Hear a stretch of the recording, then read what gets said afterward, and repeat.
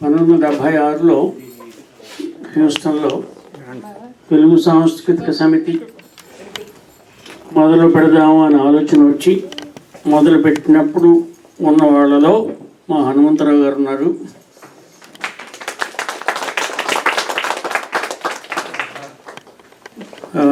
మొదలుపెట్టిన తర్వాత మొదటి కార్యక్రమం సంక్రాంతి కార్యక్రమం చేసాం 77లో యూనివర్సిటీ ఆఫ్ హ్యూస్టన్లో. అయ్యో మర్చిపోయాను, మా సూర్యకుమార్ గారు ఉన్నారు. ఆవిడ లేనిది అప్పుడు ఇప్పుడు కూడా అసలు తెలుగు సాంస్కృతిక కార్యక్రమాలు ఏమీ జరగవు. మా అందరికంటే కూడా వయోవృద్ధుడు మల్లిక్కున్నాడు. అంటే వీళ్ళందరూ తెలుగు సాంస్కృతిక సమితికి వీళ్ళందరూ మూల స్తంభాలు. అప్పుడు ఇప్పుడు కూడాను మీరు విని చెప్పినా కూడా సంక్రాంతి ప్రోగ్రాం అయిన తర్వాత ఆ రోజుల్లో వచ్చినటువంటి ఆలోచన ఒక పత్రిక పెడదాము అని. ఆ పత్రిక పేరు ఎలా పెట్టాలి అంటే మధురవాణి అని నేను సూచించాను. దానికి మధుర అన్నకి మధుర మొట్టమొదటి ప్రశ్న అదే, మధురవాణి అంటే వేసే పేరు అని ఫస్ట్ క్వశ్చన్ అందరికీ కూడాను. లేదు మధురవాణి అంటే బాగా మాట్లాడే అమ్మాయి అని రెండో అర్థం పెట్టుకుని ఆ మధురాకి వానికి మధ్యన డాష్ పెట్టక్కర్లేదు అని ఒక పెద్ద డిబేట్ అయింది. సో మొట్టమొదటి సంపాదకులు నేను, వసంత, హీరా అని వ్రాతపత్రిక ఎప్పుడైనా. సో మొట్టమొదటి సంచిక 1977 ఉగాదికి వేశాం. 48 పేజీల సంచిక అది. అంతా వ్రాతపతే. ఇప్పుడు చెప్పుకోవచ్చు కానీ ఆ రోజుల్లో శనివారం ఆదివారం నాడు నేను ఈ వ్రాతపతి మా ఆఫీసుకి పట్టుకెళ్ళి దొంగతనంగా కాపీలు చేసేవాడిని. అప్పుడు ఏంటంటే జిరాక్స్ కాపీలు చేయడానికి చాలా ఖరీదుగా ఉండేది ఆ రోజుల్లో. 48 పేజీలు 300 కాపీలు తీయాలంటే ఆలోచించుకోండి, బోత్ సైడ్స్. అందులో పబ్లిక్ ప్లేస్లో ఎక్కడ కూడా 2 సైడ్ కాపీ ఉండేది కాదు. అది ఆవిడ రాశారు. సో ఆ విధంగా మధురవాణి అన్న ఇది పుట్టింది. మొట్టమొదటి నుంచి కూడా సంస్థాగత పత్రిక అంటే ఇగో పలానా ఇంట్లో వాళ్ళ పేరెంట్ ఉంది మీరు రండి, లేకపోతే పలానా వాళ్ళ ఇంట్లో వాళ్ళ 2వ రోజు పుట్టినరోజు జరుగుతుంది రండి, ఆ వార్తలే కాకుండా సాహిత్యపరంగా ఒక కథా కమామిషు కూడా వేస్తే బాగుంటుంది అనే ఆలోచన మొదటి నుంచి ఉంది. ఆ రోజుల్లో నాకు తెలిసి 4 or 5 పత్రికలు ఉండేవి. ఒక పత్రిక మా బాబులాల్ గారికి బాగా తెలుసును, Telugu association of New York, TLCA వారి పత్రిక ఉండేది. తెలుగు పలుకు కదింది దాని పేరు తెలుగు వెలుగు. అందులో బాబులాల్ కూడా రాసేవారు. రైట్. ఆ తర్వాత తెలుగు జ్యోతి 80లో వచ్చింది. షికాగోలో ఒక పత్రిక ఉండేది. సో 3-4 ఉండేవి. మధురవాణి మటుకు కనీసం ఒక 15-20 సంవత్సరాలు ఒక సాహిత్య పత్రికగానే దానికి పేరు వచ్చింది, సంస్థాగత పత్రిక కంటే కూడా. తర్వాత మెల్లిమెల్లిగా ఈ టెక్నాలజీలు వచ్చాక, ఇంటర్నెట్లు వచ్చాక పరిస్థితులు మారి ఒక 5-10 ఏళ్ళగా ఏమీ కుదరలేదు. 4-5 ఏళ్ళగా అనుకుంటున్నాం మధురవాణి ఇప్పుడు వెబ్ మ్యాగజైన్ చేద్దామని.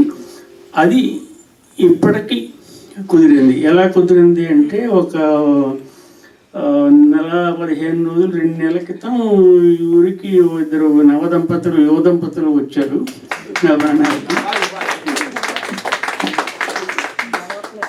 సో నేను, సాయి, సుదేశ్ వాళ్ళ ముందు వాళ్ళు పిలుస్తాను. సాయి గారు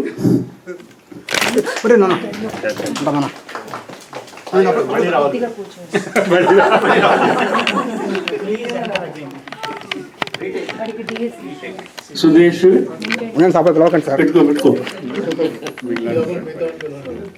సత్యదేవ్, మధు,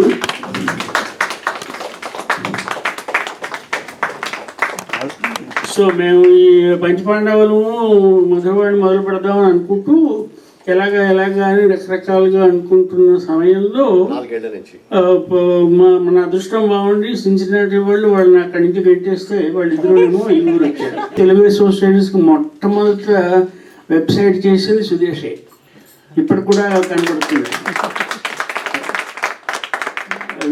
గూగుల్లో వెతికితే చాలా పాతది, నాకు తెలిసి 91లో చేశాడు. అదే నాకు ఇవన్నీ బాగానే గుర్తున్నాయి. ఈ సిన్సినాటి నుంచి దిగుమతి వచ్చిన వాళ్ళు ఇప్పటికి పెర్మనెంట్గా వాళ్ళని అట్టే పెట్టేసుకుంటున్నాము. వాళ్ళిద్దరూ శ్రీనివాస్ అండ్ దీప్తి.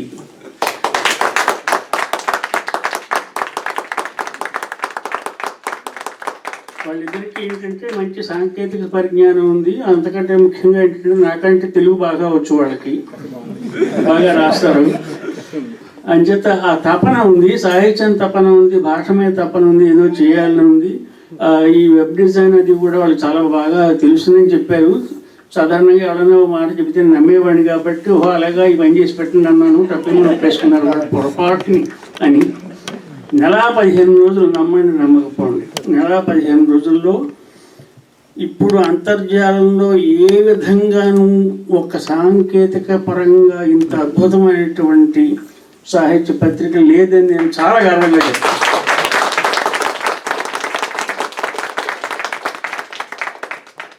ఆ పత్రికని ఆవిష్కరించడానికి ఇప్పుడు మన అతిథుల్ని, మా టీసీఏ ప్రెసిడెంట్ రాజేష్ పసల గారిని, అర్జున్ గారిని, మధురవాణికి కొంచెం ప్రాణం పోసిన మా శారదా ఆకునూరి గారిని వేదిక మీదకి ఆహ్వానిస్తాం. ఎందుకంటే 35వ యానివర్సరీకి మధురవాణికి మళ్ళీ ప్రాణం పోసి డైరెక్టర్ రిప్రజెంట్ చేసిన ఆవిడ మా శారద గారు. రండి. జగదీశ్వరుడు గారు, సత్యం గారు. ఇక్కడ నుంచి ఈ మా శ్రీనివాస్కి అందజేస్తాను. మిగతావన్నీ రండి. టీసీఐ ట్రస్టీ వాళ్ళు రండి, అందరూ రండి. రామచంద్ర గారు టీసీఐ ట్రస్టీ, మాజీ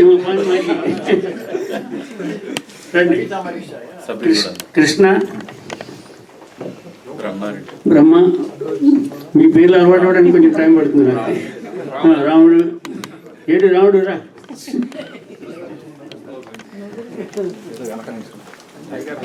అంటే ఇప్పుడు ఈ ఆవిష్కరణ ఎక్కడ ఏ బటన్ నొక్కితే ఏమవుతుందో మనకు తెలియదు కాబట్టి ఇదంతా ఇంకా శ్రీనివాస్ చూసుకుంటాడు. ఆయన చెప్తాడు, క్వశ్చన్ 3 నొక్కండి.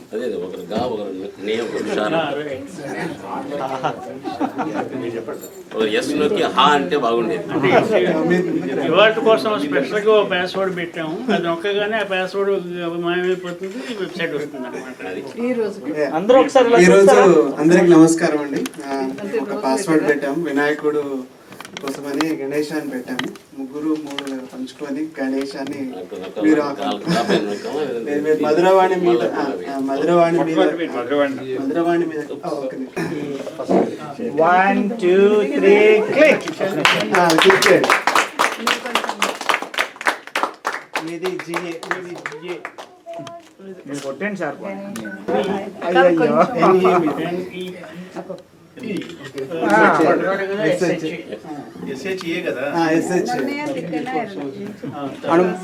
ఆయన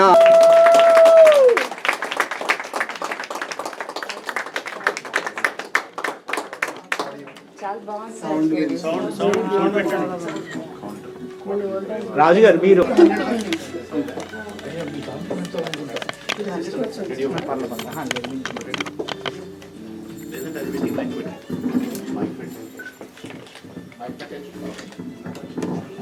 వెబ్ అడ్రస్ అడుగుతున్నారు, చెప్పండి. మధురవాణి.com మధురవాణి.com వెబ్సైట్ అడ్రస్. ఈ మధురవాణి అమ్మాయి బొమ్మ బాపు గారు వేసిందే 1989లో. అలాగే పైన మధురవాణి కూడా అప్పటికి ఇంకా బాపు లిపి లేదు.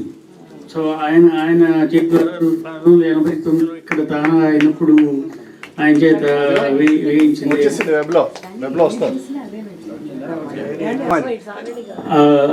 మధురవాణి కటుతూ ఉన్న అమ్మాయి చంద్ర వేసింది. అదంటే ఒక ఎక్స్క్లూజివ్ పెయింటింగ్ నా కోసం వేస్తే ఆ అమ్మాయి కింద భాగం అంతా కట్ చేసి ఉట్టి మొహం ఒకటి అక్కడ పెట్టి అక్కడ పెడితే మాకైతే బాగానే కనబడుతుంది అమ్మాయి. చంద్ర ఎక్స్క్లూజివ్ గా మన కోసమే వేసిన బొమ్మ. అంటే ఆ బొమ్మ కానీ ఈ బొమ్మ కానీ ప్రపంచంలో ఇంకెక్కడా కనపడవు మీకు.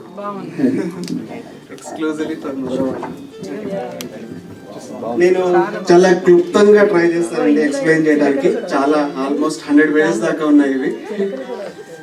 దీని ముఖ్య లక్షణాలు ఎక్స్ప్లెయిన్ చేస్తాను. మీరు ప్రతి పేజీలో చూడబోయే common characteristics of the website explain చేస్తాను.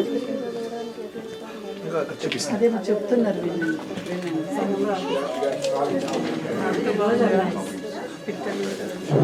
ప్రతి పేజ్ లో మీరు కింద మీ కామెంట్స్ లాగ్ చేయడం కోసం అని మీ ఫేస్బుక్ అకౌంట్ తోని లాగిన్ చేసి కామెంట్స్ చేయడం కోసం ప్రతి పేజ్ లో ఉంటుంది మీకు. సో మీరు దాని ద్వారా మీ సూచనలు సలహాలు కూడా ఇవ్వచ్చు మాకు. నేను రచయిత సత్యం గారు చెప్పినట్టు రచయితతో కూడా ఇంటరాక్ట్ అవ్వచ్చు దీని ద్వారా. సో ప్రతి పేజ్ లో కనిపిస్తుంది మీకు ఇది. ఇప్పుడు మనం మెయిన్ సైడ్ లోకి ఎంటర్ అవుతున్నాం. ఇది మన హోమ్ పేజ్ అనమాట. మీరు maduravani.com అనగానే మీకు ఇక్కడికి వస్తారు మీరు. ఇది మన హోమ్ ల్యాండింగ్ పేజ్. ఇక్కడ మీకు సైడ్కి చూస్తే ఇక్కడ మెనూస్ ఇచ్చాము మేము. ఇక్కడ ప్లస్ టాప్లో 2 రకాలుగా ఇచ్చాము. బట్ ఈ 2 సేమ్, కంటెంట్ వైజ్ 2 సేమ్.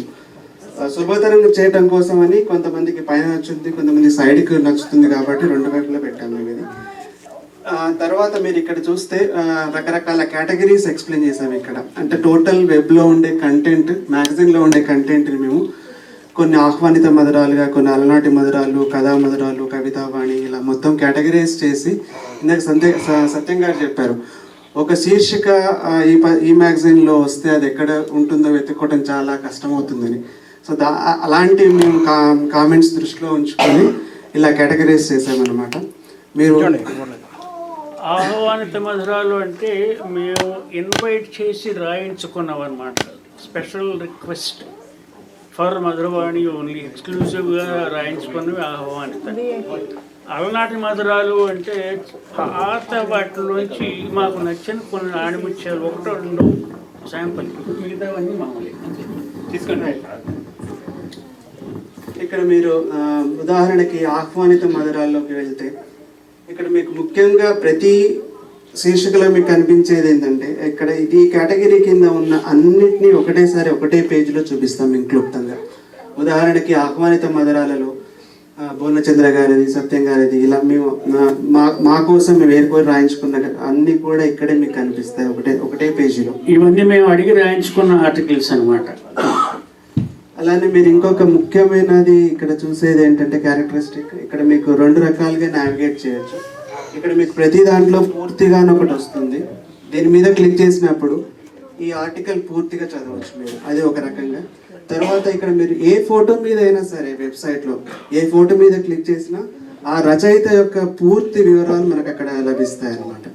అది మీరు ఏ పేజీలో కానీ మీకు ఇది మాత్రం కామన్గా ఉంటుంది. పూర్తిగా క్లిక్ చేసినప్పుడు ఆర్టికల్ మొత్తం చూస్తారు, ఫోటో మీద క్లిక్ చేసినప్పుడు రచయిత యొక్క వివరాలు తెలుస్తాయి. ఓకే, ఆర్టికల్ పూర్తిగా క్లిక్ చేయండి. ప్రతి పేజీలో కూడా ఈ సెక్షన్ని ఎవరు నిర్వహిస్తున్నారు అనేది ఒకటి పెట్టాము ఇక్కడ. మీరు మీ సూచనలు, సలహాలు, సంప్రదింపులు అన్నీ కూడా డైరెక్ట్గా మీరు ఈ సెక్షన్ నిర్వహించే వాళ్ళతో డైరెక్ట్గా కమ్యూనికేట్ చేయొచ్చు. అలానే ప్రతి పేజీలో మీకు ఓకే ఈ సత్యం గారి చేత రాయించుకున్న ఆర్టికల్ అనమాట.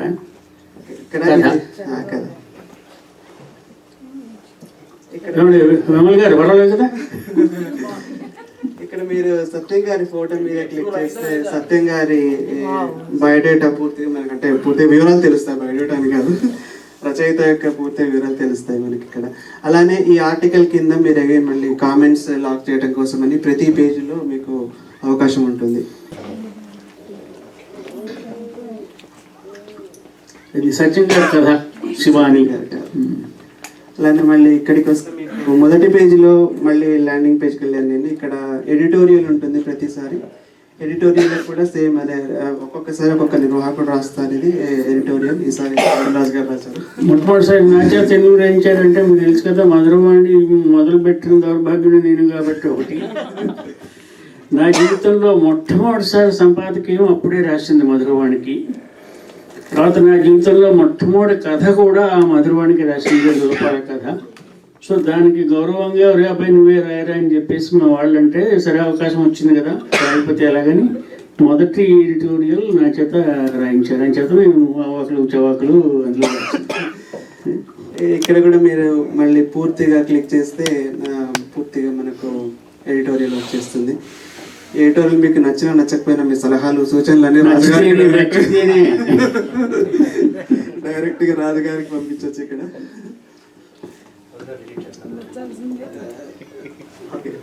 నెక్స్ట్ వచ్చి అలనాటి మధురాలండి. ఇందులో ఇది వరకు ఉన్న మంచి కవితలు కావచ్చు, కథలు కావచ్చు, శీర్షికలు ఏవైనా కావచ్చు.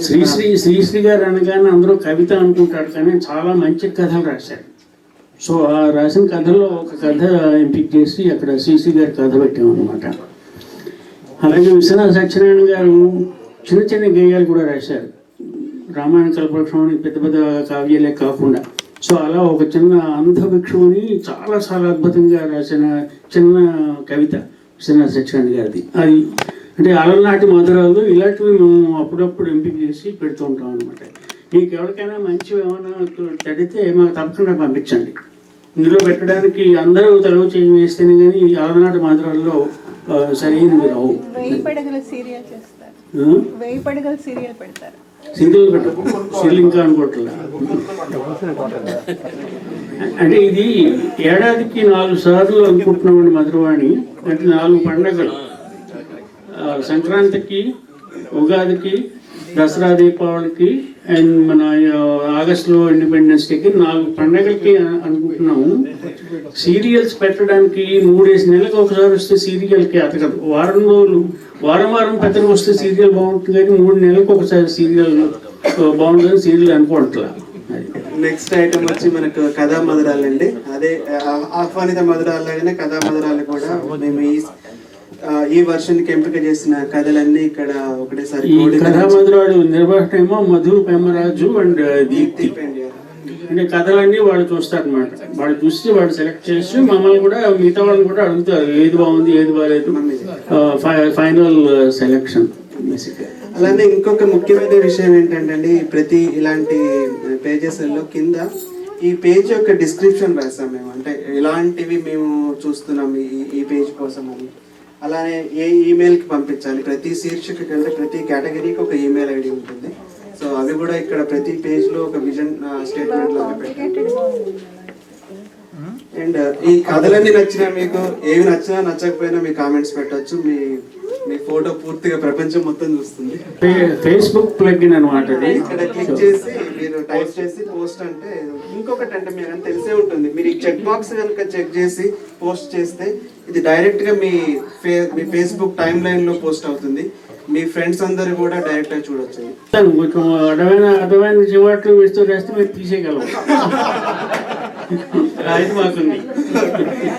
అలానే ఇంకొకటి చూస్తారు మీరు, ఇక్కడ ఎఫ్ షేర్ అనే ఒక బటన్ ఉంటుంది పైన, దాదాపుగా ప్రతి పేజ్ లో ఉంటుంది. మీరు ఈ బటన్ క్లిక్ చేస్తే డైరెక్ట్ గా ఈ పేజ్ మటుకు మీ ఫేస్బుక్ లో పోస్ట్ అయిపోతుంది. సో ఇందులో ఉన్నాయన్నీ మీ ఫ్రెండ్స్ అందరూ డైరెక్ట్ గా అంటే మీకు కనబడింది అనుకోండి, ఇక కథ ఫేస్బుక్ లో అందులో పెట్టుకోవచ్చు అనమాట. అది మనకు కథ పూర్తిగా వస్తుంది. ఇక్కడ కూడా మీరు చూసినట్టు ఎఫ్ షేర్ బటన్ ఉంటుంది, రచయిత పేరు ఉంటుంది, ఇక్కడ ఫోటో ఉంటుంది. నిర్వాహకుల ఫోటో మీద ఎక్కడ క్లిక్ చేసినా వేరే యాక్షన్ ఏమి ఉండదండి, అక్కడే ఉంటారు వాళ్ళు. వాళ్ళ పూర్తి వివరాలు మాత్రం నేను ఎందుకైనా మంచిది నిర్వాహకులు బయోడేటాలు ఎక్కడ వేసుకోలేదు. అలానే ఇక్కడ కూడా మీకు ఫేస్బుక్ ఇందులో కథా మధురాలు ముఖ్యమైన విషయం ఏంటంటే తన జన్మలో మొట్టమొదటిసారిగా ఓ కుర్రాడు కథ రాశాడు. కథ వేసాం, మధు లంక.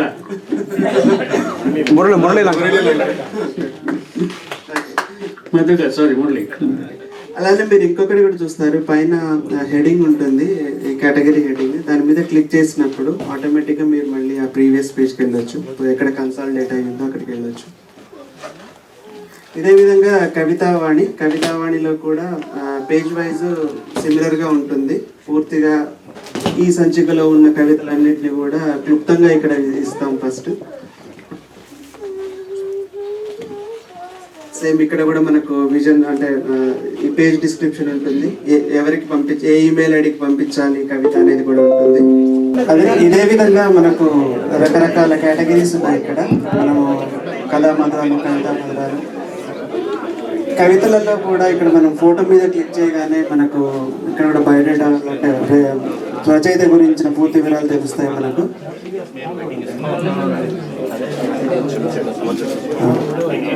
అత్యంత ముఖ్యమైనవి 2 ఉన్నాయి ఇందులో కేటగిరీస్ అండి.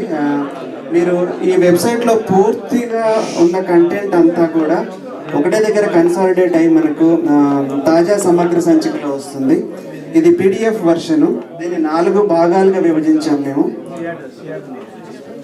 4 భాగాలుగా విభజించాం మేము. ఇందులో మీరు మొదటి భాగం క్లిక్ చేయగానే PDF వర్షన్ పూర్తిగా ఈ వెబ్సైట్లో ఈ వర్షన్లో ఉంచిన ఐటమ్స్ మొత్తం కూడా కన్సాలిడేట్ చేసి ఒకటి దగ్గర పెడతాం మేము. ఇది మీరు డౌన్లోడ్ చేసి కూడా చదువుకోవచ్చు ఆఫ్లైన్లో. సో మీరు స్క్రోల్ చేస్తే కింద ఇందులో ఉన్న పూర్తి అన్ని కేటగిరీస్లో ఉన్న ఐటమ్స్ అన్నీ వస్తాయి ఇక్కడ మనకు. అలానే మీరు రెండవ భాగం మీద క్లిక్ చేయగానే రెండవ భాగం వచ్చేస్తుంది. మీకు ఇంకొకటి కూడా మీరు క్లిక్ చేసిన భాగం ఏంటి తెలవటం కోసం కూడా ఆ భాగం ఇక్కడ బ్లూ కలర్లో హైలైట్ అయి ఉంటుంది, కింద అండర్లైన్ కూడా వస్తుంది. దాంతో మనము ఏ భాగంలో ఉన్నాం అనేది కూడా చాలా ఈజీగా మనం తెలుసుకోవచ్చు. ఆ తర్వాత ఇంకొక ముఖ్యమైన పేజీ ఇందులో సమగ్ర సూచిక. ఇది కొంత మేము వినూత్నంగా తయారు చేసామండి ఈ పేజ్. ఇది అంటే 3 కేటగిరీస్ని క్లబ్ చేస్తూ చేసాము. ఇది మనకు శీర్షికలు సెర్చ్ చేసుకోవడానికి కానివ్వండి, లేకపోతే ఒక రచయిత రచించిన పూర్తి పుస్తకాలు ఒకటే దగ్గర అంటే పూర్తి శీర్షికలు ఒకటే దగ్గర కన్సాలిడేట్ చేయడం వల్ల కానివ్వండి, లేకపోతే మనకు ఏదైనా కీవర్డ్ బేస్గా ఒక రచనని వెతకడం కోసం కూడా ఈ వీటన్నిటి దృష్టిలో పెట్టుకొని మేము చేశాము. ఇక్కడ మీరు చూస్తున్న కొన్ని సంయుక్తాక్షరాలు ఇవి రచయిత చివరి పేరు అంటే ఇంటి పేరులో ఉండే మొదటి అక్షరం సంబంధించిన సంయుక్తాక్షరం. ఉదాహరణకి వంగూరి గారు, వేమూరి గారు ఇద్దరిది వాతోనే స్టార్ట్ అవుతుంది కాబట్టి వారికి సంబంధించిన శీర్షికలు మీరు ఏమైనా చదవాలి అనుకుంటే మీరు ఇక్కడికి వచ్చి వా మీద మీరు క్లిక్ చేయగానే వాతో స్టార్ట్ అయ్యే అందరు రచయితల యొక్క వివరాలు మనకు తెలుస్తాయి. ఇక్కడ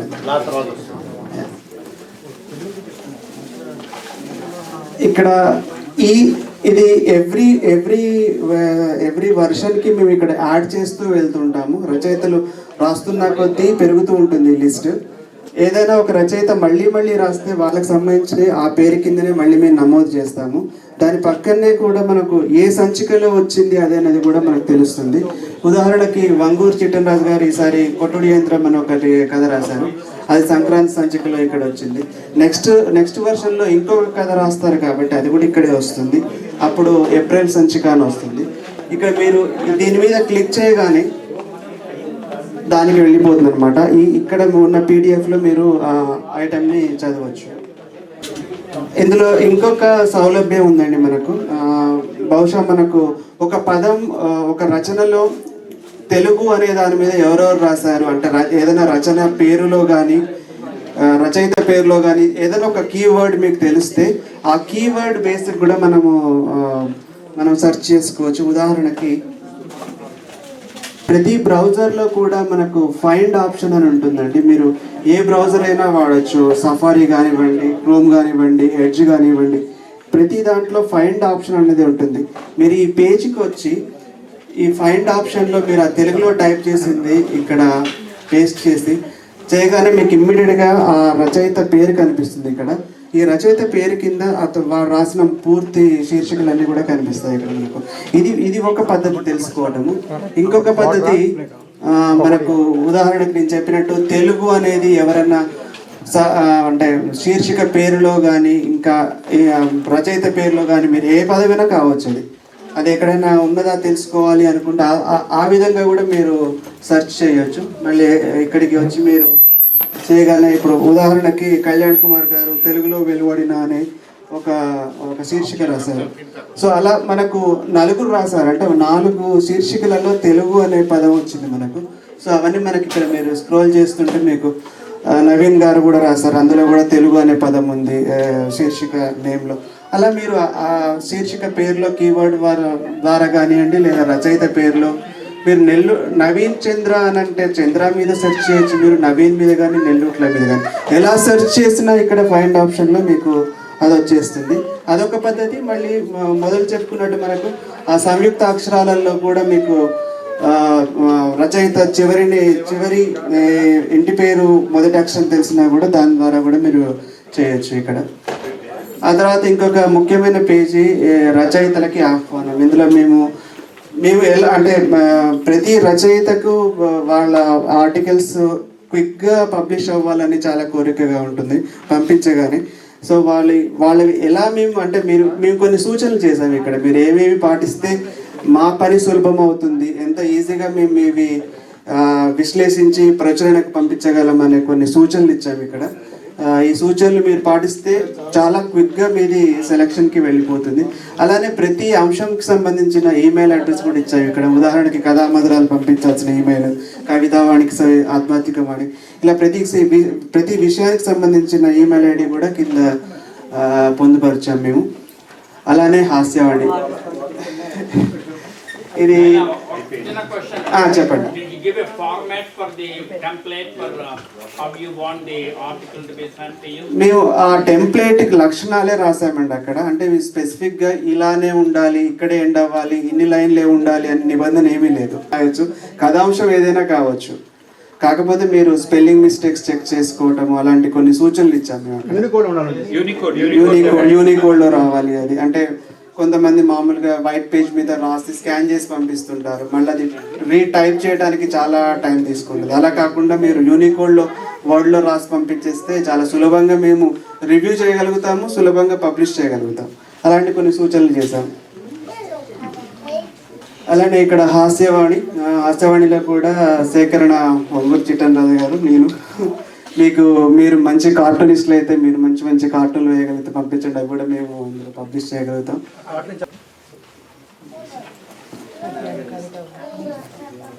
కొన్ని స్పెషల్ పేజెస్ ఉన్నాయి. అంటే ఒకటేమో నా పేజీ ఒంగూరి పీపా అని, పీపా అంటే పిచ్చాపాటి అని మరి అనుకోకండి. అలాగే దీప్తి ముచ్చట్లోని దీప్తి రాస్తున్న ఒక ఉమెన్స్ పేజీ ఒకటి ఉంది, మగాడు గురించి రాస్తుంది కాబట్టి ఉమెన్స్ పేజీని పెట్టాము. శ్రీనివాస్ ఒక కామెంటరీ పేజీ ఒకటి ఉంది శ్రీనివాస్ది. సో 3 స్పెషల్ పేజెస్ ఉన్నాయి ఇందులోను. ఇది దీప్తి ముచ్చట్లు. ఈ శ్రీనివాస్ వాళ్ళలో ఇంట్రెస్టింగ్ ఆర్టికల్స్ ఉంటాయి, ఇన్ఫర్మేటివ్ ఆర్టికల్స్ అన్నమాట. నాట్ నెసెసరీ సాహిత్యం, but information rights, general politics మీద కానీ, ఎకనామిక్స్ మీద కానీ, ట్యాక్స్ల మీద కానీ, దీని మీదైనా సరే పెట్టేది to both the countries, USA and India. నేను దాదాపుగా ప్రతి నెల ఒక 60 వెబ్సైట్లో ఉన్న కథలు చదువుతాను, వెబ్ మ్యాగజైన్లలో. అప్పుడప్పుడు అన్ని కలుపుకుంటే దాదాపు 12 వెబ్సైట్లు ఇండియా నుంచి వచ్చే గో తెలుగు అని చాలా ఉన్నాయి, అన్ని చదువుతాను. అవన్నీ కంపేర్ చేస్తే this is the best. I have not seen this kind of website, web magazine so far. Really, credit goes to you. Make it and easy. you. Make it easy. All of you. Really, చాలా బాగుంది. I am really impressed. నిజంగా web టెక్నాలజీని వాడుకుని సాహిత్యానికి అన్వయించిన ఏకైక website ఇది నిజంగా. ఇప్పుడు మా జాతకం బాగుంటే మంచి కథలు కవితలు వస్తే వెబ్సైట్ బాగా నిలబడుతుంది. లేదు అందరూ అడ్వాన్స్ చెత్త రాసి పంపిస్తే మేము ఎన్ని రంగుల పింగులు వేసినా కూడా మేము ఇండియా. సో ఇక రాసేవాళ్ళని బట్టి ఉంటుంది అంతా కూడా. అలానే ఇంకా మిగతావి కూడా most of them self explanatory. పుస్తక పరిచయాలని ఇంకొకటి పెట్టాను ఇక్కడ, సాయి గారు చూస్తున్నారు. ఇందులో 1 కానీ 2 కానీ ఎంపిక చేసిన పుస్తకాల పరిచయం ఉంటుంది.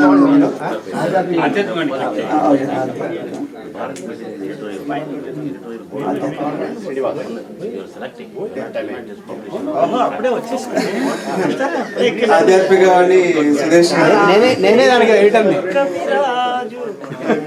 ఇందులో కూడా మీరు చూస్తే కామన్ క్యారెక్టరిస్టిక్స్ అని అవే ఉంటాయండి, ఫేస్బుక్ ప్లగిన్ ఇవి.